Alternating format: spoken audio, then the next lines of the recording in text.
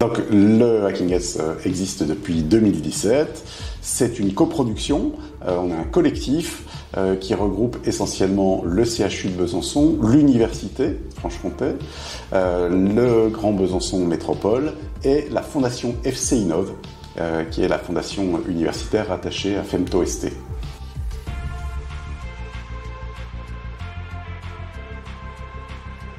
Je travaillais à l'agglomération à l'époque et on était en train de candidater pour la labellisation French Tech, MedTech de notre territoire et il fallait mettre en œuvre un projet pour développer l'innovation à l'échelle du territoire dans ce domaine des MedTech. Et donc j'ai repéré cette initiative Hacking Health à Strasbourg, qui était la première ville en Europe à importer le concept du Canada. Et puis donc j'ai réuni très rapidement l'ensemble des partenaires potentiels de l'événement en leur disant voilà, regardez ce qui se passe à Strasbourg, on pourrait peut-être organiser ça à Besançon. Et c'est comme ça que le projet est né.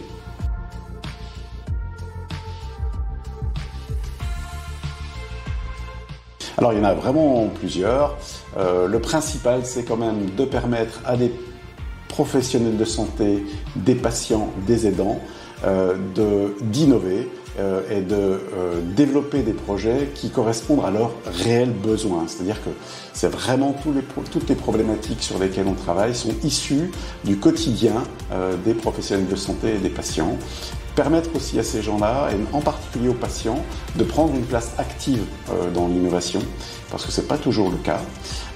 Et puis, bien évidemment, développer une communauté à l'échelle de la grande région, développer des contributions, des collaborations entre les différentes communautés, que ce soit ceux du développement numérique, que ce soit ceux évidemment de la santé, les ingénieurs, les designers, tous les gens qui ont une fibre innovante, et bien les inviter à venir collaborer pendant un week-end et donc à tisser des liens nouveaux. Tout le monde peut participer. Très souvent, on a des gens qui nous disent « oui, mais moi, je ne me sens pas les compétences », alors qu'en fait, si, bien évidemment, on a tous un savoir-faire, un savoir-être, une expérience, j'allais dire professionnelle, oui, bien sûr, mais aussi une expérience de vie. Quand on a été accompagnant, aidant d'un patient, évidemment, on ressent les choses différemment de ce que peut ressentir un professionnel de santé, même si, bien sûr, ils s'intéressent beaucoup à leurs patients. On peut tous contribuer à l'innovation en santé, c'est quand même l'essence du Hacking Health.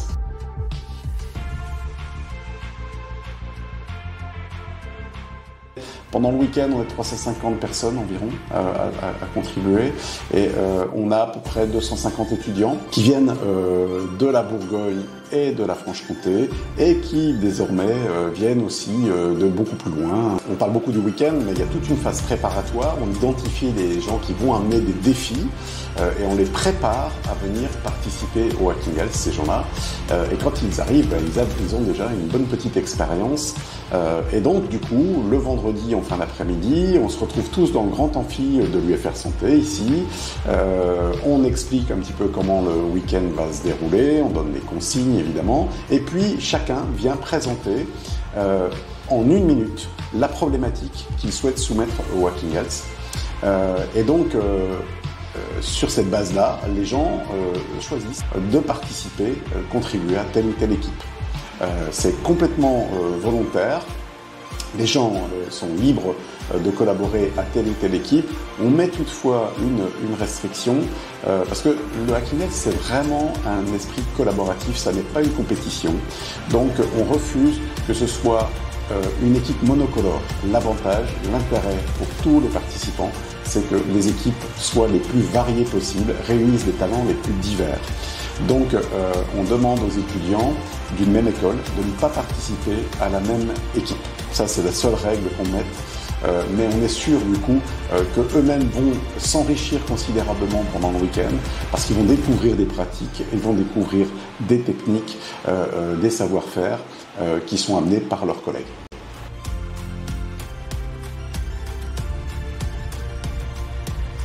Oui, alors là, l'idée du showroom, c'est évidemment une nécessité pour nous de rendre compte de ce que l'on fait. Ça nous paraît normal de montrer au grand public ce qui se fait au Hacking Health. Pendant le Hacking Health, comme on travaille sur de l'innovation, qu'il y a des questions de propriété intellectuelle, on ne peut pas accueillir du public. Par contre, le showroom, c'est l'occasion de montrer les projets qui se développent à la suite du Hacking Health.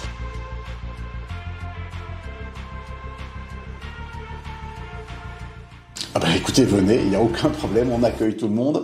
N'hésitez surtout pas, que vous soyez étudiant, que vous ne soyez plus étudiant. On accueille aussi des professionnels, bien sûr, à peu près 70% d'étudiants. Mais surtout, ne vous mettez pas de frein. Très souvent, les gens craignent de ne pas avoir les compétences voulues. Or, d'expérience, on se rend compte que tout le monde apporte véritablement quelque chose au projet. Le Hacking Health se déroule du 13 au 15 octobre 2023 à l'UFR Santé